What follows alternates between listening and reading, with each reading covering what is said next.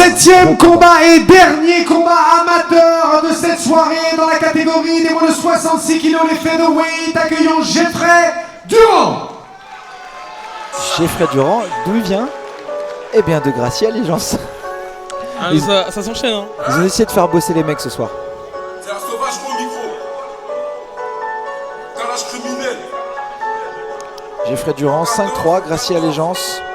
Quand même un bon combattant. Il avait pas mal de victoires, notamment en MMA League. Il a gagné en fait des combats de mémoire, c'est Miramas. Miramas en mars 2025, il avait fameux format, 3 fights dans le week-end et tout ça. Perdu au premier tour aux France, pareil aux IMAF. Ouais, c'est un profil qui a bien saigné en fait le circuit FMMAF. C'est là qu'il doit faire hein. Écoute, il a su bien rebondir suite à sa dernière défaite par une victoire justement à l'AFL. C'est un profil qui est plutôt striker, assez agressif. Moi je le trouve très ouvert, mais vous me direz ce que vous en pensez en le regardant. Je dirais grappling plutôt opportuniste, un peu différent de ce que vous avez vu précédemment. Mais c'est un striking plutôt à base de gros crochets, menton très en avant. Bon. Après ils se sont un peu trashés tous les deux précédemment. Donc il y a je dirais pas un bif, mais il y a un petit truc. En tout cas il prend un athlète solide en face hein. Ah bah en face il a un gros client. Donc de toute façon, encore une fois je vous dis, ils sont un peu trashés. Et notre ami Geoffrey il l'a dit lui-même hein. Il doit frapper, il frappe fort, mais il n'y a rien qui m'impressionne. Forcément, c'est des combattants qui vont en découdre. Le dernier combat amateur de la carte. Dernier combat amateur avec deux gros prospects encore une fois hein. C'est un 5-3 qui rencontre un 8-1. C'est des profils qui ont beaucoup combattu déjà. Donc on commence à flirter avec des profils qui sont sur leur dernier combat amateur pour certains. C'est ça, ils ont fait le tour des meilleures organisations françaises. Son adversaire Adam Sitch. Et on va aller voir ce soir sur le Lion FC numéro 1 en direct du Zénith de Pau. Alors Adam Sitch qui a combattu la semaine dernière hein. C'est pas étonnant, comme je disais, c'est un amateur, il y a les protections, donc forcément l'intégrité physique elle est préservée, donc ça peut enchaîner, franchement il faut enchaîner. Il a gagné à Meaux chez lui la semaine dernière. Et sinon, en fait c'est un combattant qui a 8 ans, donc il a fait les prospects hexagones, il a combattu sur différentes organes. Et en fait sa seule défaite c'est face à encore un petit de Nassim, puisqu'il a perdu contre les uns qui a fait 3ème aux IMAF. Donc en plus j'ai souvent tendance à dire dis-moi contre qui t'as gagné ou perdu et je te dirai qui tu es. Lui sa seule défaite c'est contre un médaillé IMAF. Effectivement ça peut en dire long parfois sur le niveau d'adversité qu'il a rencontré et même son niveau à lui. Vraiment profil dédié MMA, vous allez le voir, jeune talent à suivre. Moi il me fait un peu penser à Alain Landouzi sur certains aspects. Tu parles sur l'aspect technique. Comment? Tu parles sur l'aspect technique. Sur l'aspect technique mais aussi sur le côté un peu MMA. Il fait que ça, il mange MMA, il le dit lui-même hein. Il se lève MMA, il se couche MMA, il dort MMA. C'est un profil qui est dédié à ça. Il l'a dit, mon anniversaire je l'ai passé à la salle.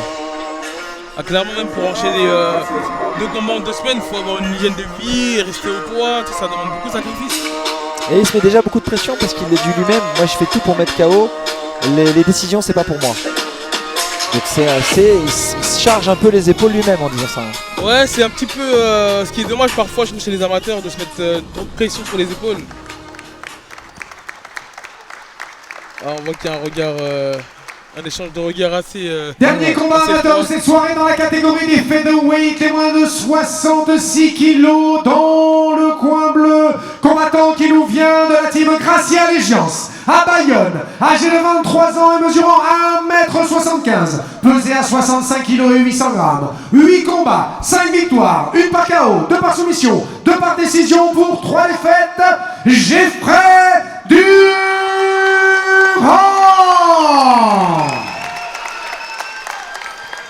Son adversaire dans le coin rouge, lui nous vient de la team Fantastic Armada, 1m79, 19 ans, pesé à 65 kg et 200 grammes. 9 combats, 8 victoires, 4 soumissions, 4 décisions et 1 défaite.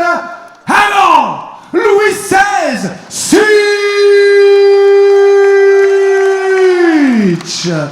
3 reprises de 3 minutes. Arbitre de ce combat, monsieur Loïc Pora.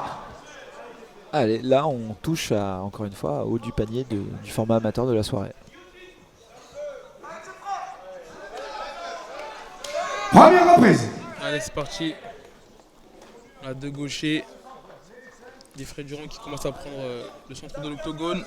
Ouais, tu vas voir, moi ce que j'ai vu des combats de Jeffrey, je l'avais trouvé très ouvert. Voyons voir comment il va répondre aux problématiques que vont lui poser Jean. Là pour l'instant ça jauge un peu, on est en train de gérer la distance et voilà, ça commence à envoyer des premiers. Tu vois, ça rentre, ça sort, on n'est pas encore sur des échanges trop prolongés. Ouais, ça combine bien sur 2-3 frappes, ça varie les zones. Voilà. Tu vois, je t'avais dit, le problème des gros crochets quand tu engages, c'est que ta tête est très découverte. Il m'a l'air d'avoir un petit peu un style de karatéka Adem. Oui, oui. À sa manière de sautier et sa garde. Oui, quand je te disais à Alan Landouzi, je parlais pas de lutte. Je comprends mieux. En tout cas, il y a une belle vitesse d'exécution. Il y a une belle lecture, il y a une belle vitesse.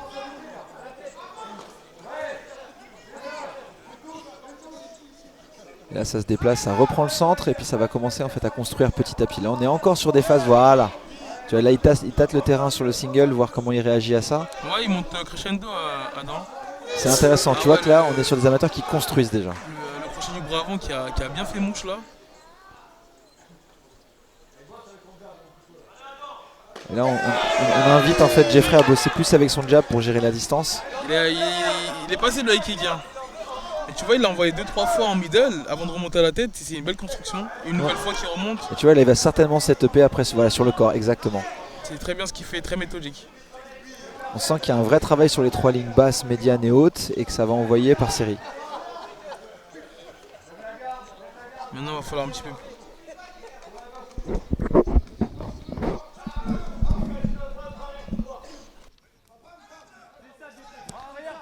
Ah voilà, oh là, attention, il s'est fait contrer sur le kick.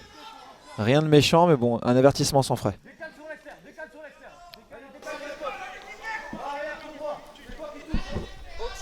Là tu vois, maintenant il le fait. Une nouvelle Oh fois. attention, ça c'est une erreur, la glissade. Faut pas oublier qu'il y a eu plusieurs combats qui sont passés, la bâche elle commence à bouger un peu, même moi je le sens quand je suis dessus. Hein. Attention à l'épine.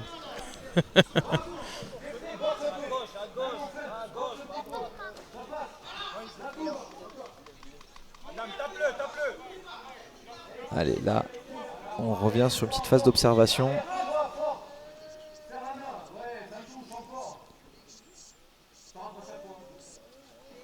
Et voilà, ça y est, ça set up vers le haut. Voilà, ça je l'attendais le droit de gauche parce que tu vois bien qu'il avait bougé le corps une fois ou deux pour tester la réaction des mains. Mais c'est fou comment il temporise, il sait accélérer, il sait prendre la distance, il sait observer. Fin de la première reprise. Bah, tu vois, la gestion d'Adam, ça me rappelle en fait un professionnel. Oui. La manière dont il gère l'énergie, la manière dont il accélère, il temporise, c'est très propre. Et il n'a que 19 ans. Hein. Donc, il n'a que 19 ans. Il a encore le temps de se Tu faire la vois, main. je te dis, j'ai pris un coup de vieux moi quand même. Mais non, mais c'est pas la même maturité chez les poids lourds. Les poids lourds sont une maturité une catégorie à maturité tardive. Toi, t'as plus de Donc tu longévité. insinues que les jeunes poids lourds sont pas très... Ils sont un peu foufou. T'as encore tout le temps de pouvoir prendre des ceintures.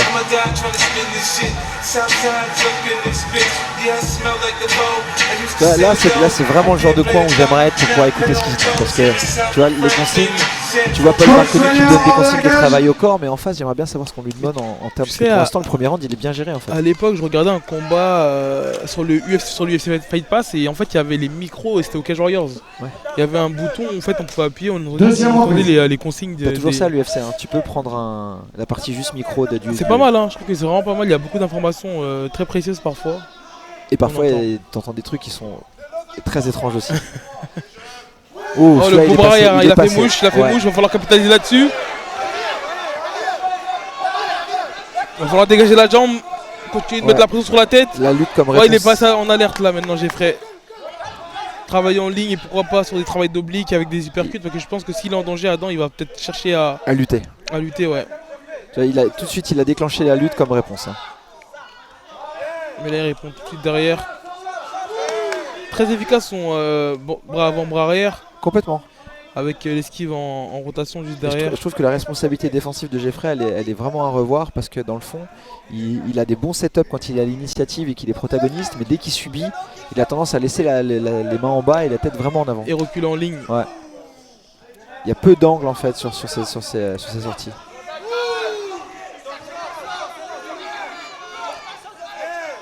Attention à ne pas se faire contrer bêtement. Hein.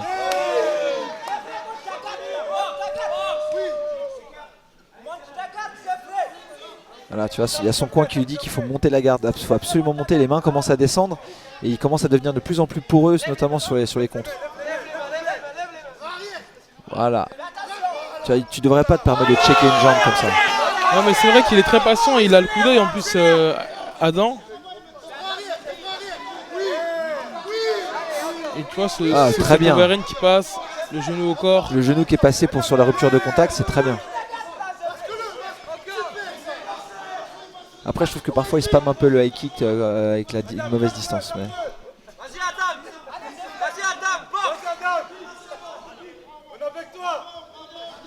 Et Adam qui m'a l'air d'être même plus frais en termes de conditions physiques. Il garde le même rythme. Ah le beau timing. Jeffrey qui déclenche la lutte. Beau timing, très très beau timing. Maintenant il va falloir prendre le dos, vu que le viseur il est pas mis. Ah bien, il s'est bien défendu. Adam. Oui mais bien repris. Sans se précipiter. La défense est bien construite. Hein. L'attaque est bien construite aussi puisqu'il a réussi à switcher. Il crochette. Il a le dos mais dommage qu'il en profite pas assez. Il reste 30 secondes quand même, ça peut lui permettre de prendre des points. Il y a son coin qui l'incite à aller tourner vers le dos mais pas si simple avec cet avant-bras qui vient bloquer en fait. Peut-être en profiter et continuer de mettre du dégât en mettant les genoux aux cuisses. Et là on a une tentative de guillotine. Il réagit seconde mais elle m'a l'air d'être... À 10 secondes je pense que ça sera un peu short pour la placer. Ouais. Fin de la deuxième reprise. Écoute, c'était une très très belle reprise. Rien à dire là pour le coup, c'est du beau spectacle. Ah techniquement en tout cas en striking on a de très beaux échanges. Là on voit les moments forts. Le bras arrière qui a fait mouche.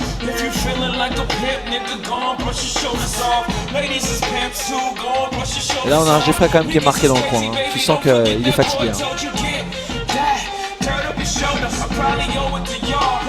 Effectivement, en tout cas sur le langage corporel d'Adam, on voit qu'il est un peu plus frais.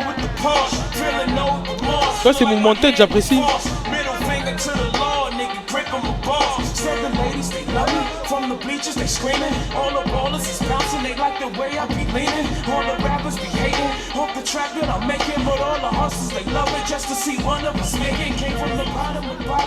Coach soigneur hors de la cage.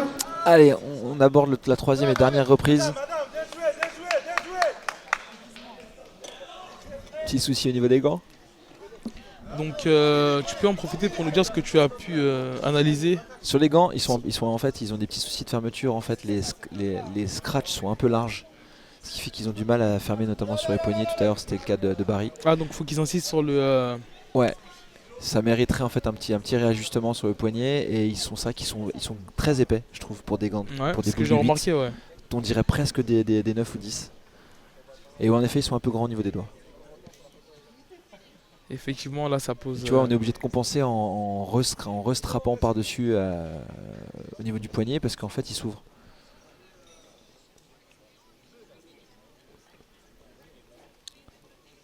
Alors, on s'active fort. Hein. Bon, en même temps, c'est pas pour déplaire aux combattants qui vont avoir une petite minute de plus pour récupérer et respirer. Ah bah surtout pour... Je pense que Jeffrey, il a rien contre. Pour Jeffrey. Adam, lui qui a l'air un peu plus frais, un peu plus posé. Et qui maintient aussi le rythme. Complètement. Il arrive à maintenir un rythme très linéaire. Alors je trouve que Jeffrey bosse sur un rythme plus sinusoïdal. En fait, il monte, il descend, il a des fulgurances, mais pas forcément toujours à un niveau constant.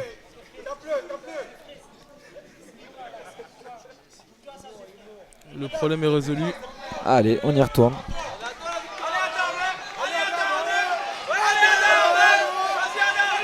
Allez, dernier round.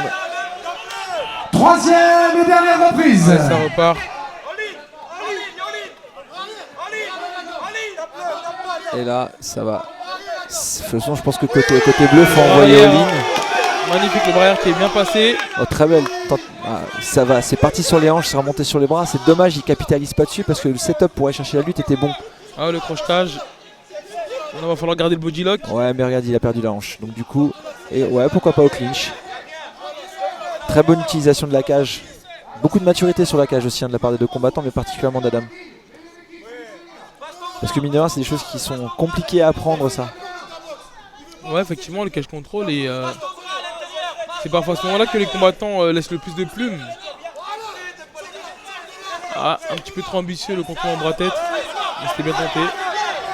Allez, on est reparti au centre et là, allez, rebelote, un high kick. Et il en profite pour envoyer ses crochets bras avant, bras arrière. Ouais, très beau contre pour Jeffrey. Tu vois, c'est dommage parce que Adam il met pas le whizzer, mais il en profite pas. Il reste trop de face. Il reste trop de face plutôt que de capitaliser là-dessus et de prendre le dos. Mais le crochetage il est efficace. Et de nouveau, utilisation de la cage pour remonter. Tu vois, regarde. Il vient se coller pour remonter, sortir les hanches. Une nouvelle fois, il aurait pu prendre le dos. Là c'est trop tard parce qu'il a mis le whizzer, il a verrouillé l'aisselle à Adam. Il y a une très belle utilisation de la cage pour Adam qui arrive à se relever en fait à chaque emmené au sol. Il est dur à stabiliser. Hein. Ah non, mais encore une fois, il utilise très bien en fait les éléments extérieurs, le sol, la cage. Il est tout à fait à même de pouvoir travailler avec pour pouvoir se repositionner. Une nouvelle fois, je le trouve un peu friable sur ça, justement sur les pieds par rapport à la cage, parce qu'il ouvre beaucoup les jambes, mais encore une fois, il arrive à remonter. Donc est-ce qu'on peut lui donner tort? Mais je trouve que... Après ça reste énergivore quand même. Exactement, c'est de l'énergie tout ça. Hein. T'as 19 ans, tu peux te le permettre. C'est vrai. Mais est-ce que sur 5 rounds, quand tu seras pro, tu pourras le faire? Bah tu vois, regarde, on voit que là, après avoir fait peut-être 4 relevés contre la cage, il tente des roulades. Tu vois, là on est sur du 3x3, ça passe, mais quand tu seras sur du 3x5 ou du 5x5... Ah effectivement, là c'est autre chose. Ça va être autre chose. En tout cas là, il marque ses points Jeffrey. Hein. Cage contrôle. Il arrive à scorer du dégât en mettant des attention à la rupture. Ouais. Je trouve même timide sur la rupture. Et en tout cas, il a de beaux timings en contre et les crochetages. Bah, je pense qu'il a fini par comprendre qu'en fait, sur la sortie de kick, il faisait crochet gauche, crochet droit. Donc il le time en fait sur ça. Mais bon, c'est dommage de le faire milieu de round 3 quand. Encore une fois, c'est pour ça que ça sur plus. Fin du combat. Très beau combat, de l'engagement des deux côtés, de belles choses. Techniquement, c'était très propre. Je donnerai en tout cas le dernier round à Jeffrey.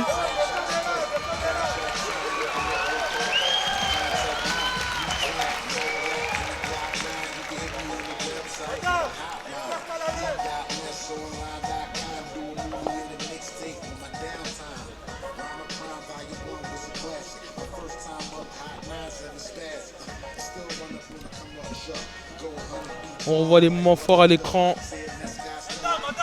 Et c'est un combat qui s'est fini par décision. On aura le verdict dans quelques instants.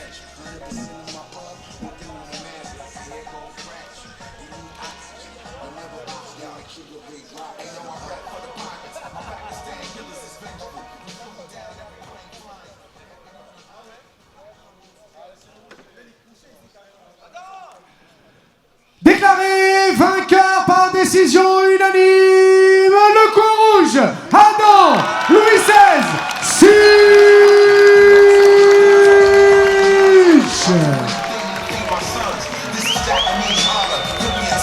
Victoire d'Adam